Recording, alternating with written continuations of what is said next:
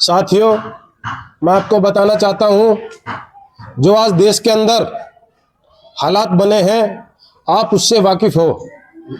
आज पूरे देश के अंदर संविधान बचाओ सम्मेलन की आवश्यकता क्यों पड़ी? साथियों, आज विपक्ष की आवाज को दबाने का काम किया जा रहा है और जो आपके अधिकार हैं, लोकतंत्र के अंदर आपको अधिकार दिए हैं, उन अधिकारों का हनन किया जा रहा है। साथियों, आज अगर इस सरकार के अंदर सबसे ज्यादा परेशान हमारा युवा साथी, किसान, मजदूर, सबसे ज्यादा इन लोगों का शोषण किया जा रहा है और एक सिर्फ हमारे नेता राहुल गांधी जी हैं जो हमेशा आपकी मजबूती से आवाज उठाने का काम लोकसभा के अंदर करते हैं। लेकिन जब वो आपकी आवाज हमारे नेता राहुल गांधी जी उठाते हैं तो लोकसभा के अंदर माइक बंद कर दिए जाते हैं।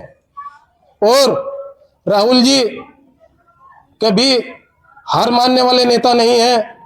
राहुल जी ने डिसीजन लिया भारत जोड़ो यात्रा का, जो पूरे देश के अंदर राहुल जी ने यात्रा की सिर्फ उन नौजवानों की समस्या जानने के लिए, किसानों की समस्या जानने के लिए और धरातल पर जो हमारे देश की समस्या उनको जानने के लिए पूरे देश की यात्रा करने का काम राहुल गांधी जी ने किया।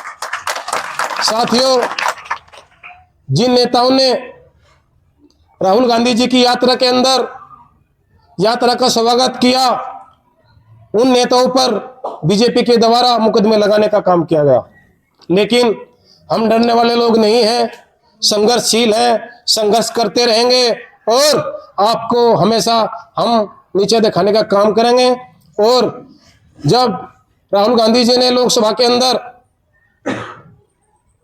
आप एक नारा दिया था, डरो मत, आप मजबूत कांग्रेस के कार्यकर्ता हैं, आप डरने वाले नहीं हैं।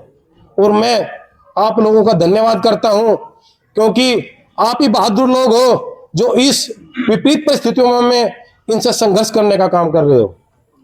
साथियों, युवाओं को जो 2000 करोड़ साल के अंदर रोजगार देने का वादा किया था, कहां पर है? आज बेरोजगार हैं। संविधान के अंदर जो आरक्षण ओबीसी एससी समाज को जो आरक्षण था उसको मिटाने का काम करने जा रहे थे। लोकसभा के चुनाव में इन लोगों ने नारा दिया था, अगर आप 400 पार कि अगर हमारी सीट आएंगी तो इस संविधान को हम खत्म करने का काम करेंगे।